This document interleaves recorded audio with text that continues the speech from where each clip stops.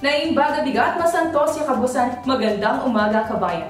Ito ang balitang OWA sa Ilocandia na hatid sa inyo ng Overseas Workers Welfare Administration Region 1 na pinangungunahan ng aming butihing Regional Director Mr. Gerardo Sirimurin kasama ng 61 mahuhusay at magagaling na kawani nito. Ako po ang inyong lingkod, Rubilin Munar.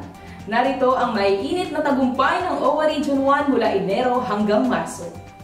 Sa unang hanay ng maiinit at magagandang balita. 11 milyong pisong assistance para sa pamilyang OFWs na apektado ng bagyong Egay na ibigay ng Saudi Ogre worker mula Ilocos Sur nagpahayag ng pasasalamat para sa Special Financial Assistance Loan ng OWA. 148 welfare cases at 51 SANA cases sa Region 1 na resolba ng Welfare Assistance Unit. Serbisyong subok na, pinahusay pa sa bagong service vehicle ng OWA Region 1. Education and Training Unit hindi nagpaawat sa paghahatid ng serbisyo sa mga OFWs at kanilang pamilya. Paddle on the Go.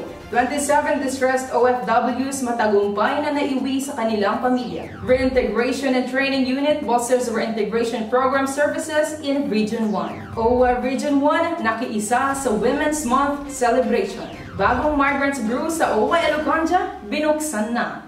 3,765 na OFWs sa Region 1 na handugan ng benepisyo sa ilalim ng WAP Calamity Assistance ng OWA. Alamin natin ang buong kwento kay Ed Natividad.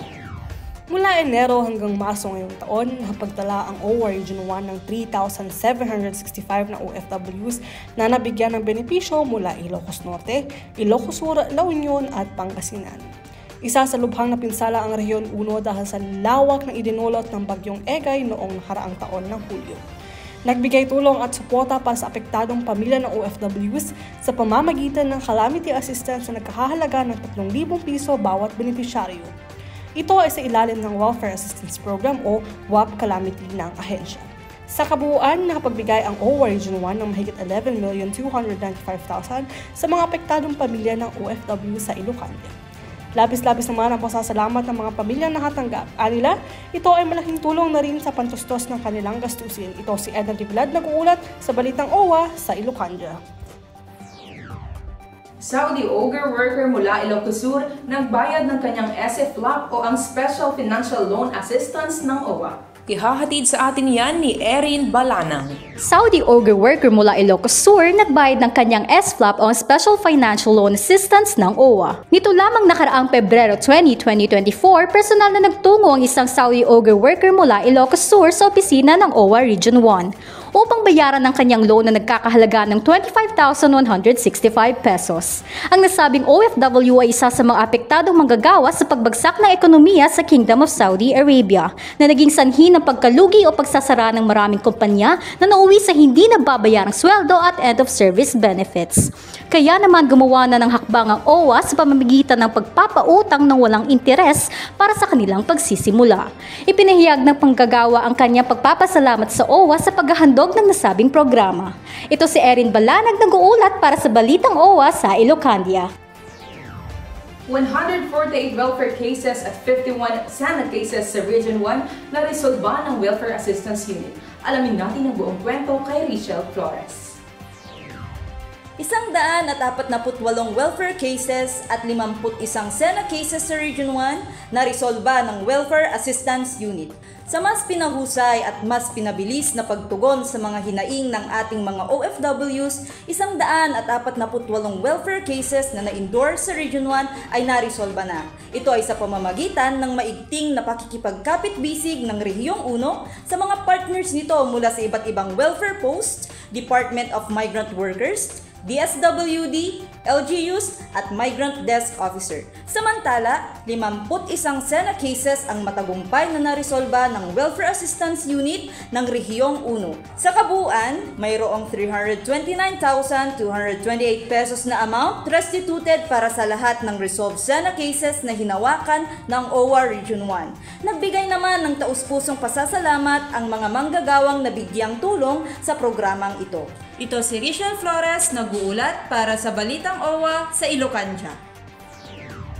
Tuloy-tuloy pa rin ang paghahatid ng magandang serbisyo ng OWA Region 1 sa pamamagitan ng bagong service vehicle nito. Alamin natin ang buong kwento kay Jonah Soriano.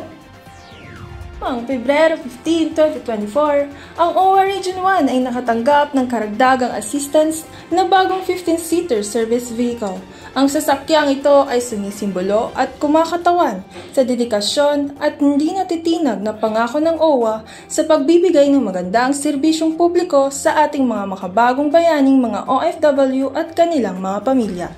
Ang sasakyan na ito ay malaking tulong upang mas mapabilis at maipaabot ang iba't ibang programa ng OWA tulad ng parokya ng OWA sa barangay at pamilyang OFWs, OFW Children's Circle, pagbuo ng OFW Family Circles, membership caravans at iba pang mga aktibidad ng ahensya.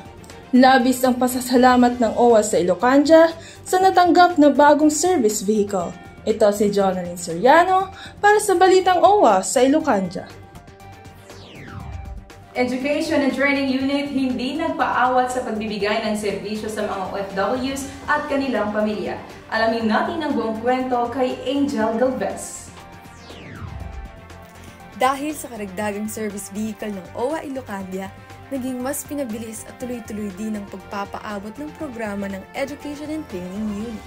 Ang ETU ay nakapagsagawa ng leadership training para sa mga OFW Children's Circle o OCC sa 4 na probinsya ng rehiyon, ng 3 beses sa 126 na mga anak ng OFWs.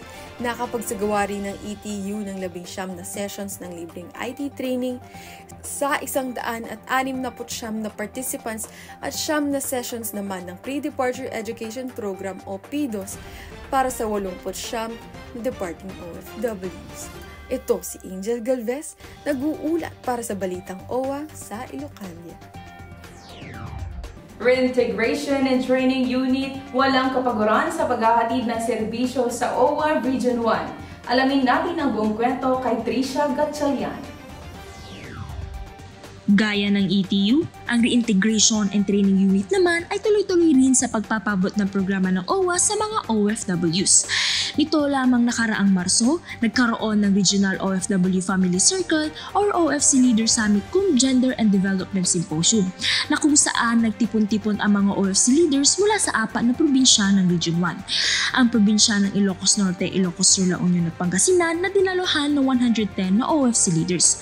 Nakapagsagawa rin ang RTU ng 23 sessions ng parokya sa probinsya sa 1,014 na participants at 27 sessions naman ng Entrepreneurship Development Training or EDT sa 388 na aplikante ng BPBH. Ito si Tricia Gatchalian, nag-uulat para sa Balitang OWA sa Ilocanja. OWA Region 1 nakiisa sa selebrasyon ng Women's Month. Dinggin natin ang kwento kay Jen Corpus. Nito lamang katatapos na Marso, ang OWA Region 1 ay nakiisa sa paggunita ng Women's Month Celebration.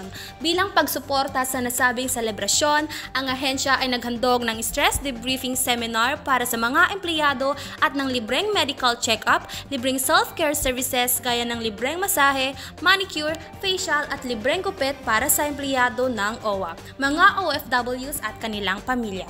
Sa pangunguna ni Regional Director Mr. Gerardo C. Remorin at OIC SAU Mr. Christian Braille T. Navarro, naabutan ng pulang rosas ang mga babaeng empleyado at mga kliyente.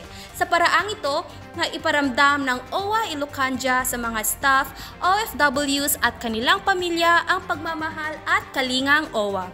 Ito si Jen Corpus, nag-uulat para sa Balitang OWA sa Ilocanja. Migrants Brew sa Ilocanja, binuksan na. Alamin natin ang magandang kwento kay Christian Paul Maglaya.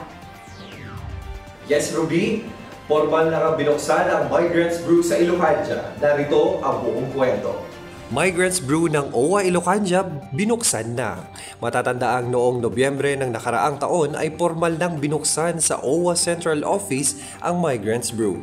Alinsunod na rin sa hangarin ng ahensya na mabigyan ng world-class na public service ang ating mga bayaning OFWs.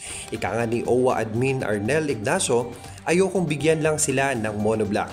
Papaupuin at bibigyan ng assistance. I want them, the OFWs, to feel na VIP sila sa OWA. Coffee of your choice, all for free. At sa naging magandang pagtanggap ng OFW sa new brand of public service sa OWA, ay agad naman ding sinundan ng mga regional welfare offices ito. At isa na nga riyan ang OWA Region 1 kung saan formal nitong binuksan ang sarili nitong Migrants Brew noong August 2023. At nitong selebrasyon lamang ng Women's Month nitong taon ay pinasilayan na ang new and improved Migrants Brew nito, kung saan handog ng OWA Region 1 Migrants Brew ang kapeng Tatak Iloco na sumisimbolo sa mga hardworking and dedicated Ilocanos dito at sa mga sulok ng mundo. Lahat ng ito dahil sa OWA, ikaw kabayan, kasama ng iyong pamilya, ang tunay na bida. Ito si Christian Paul Maglaya para sa Balitang OWA sa Ilocandia.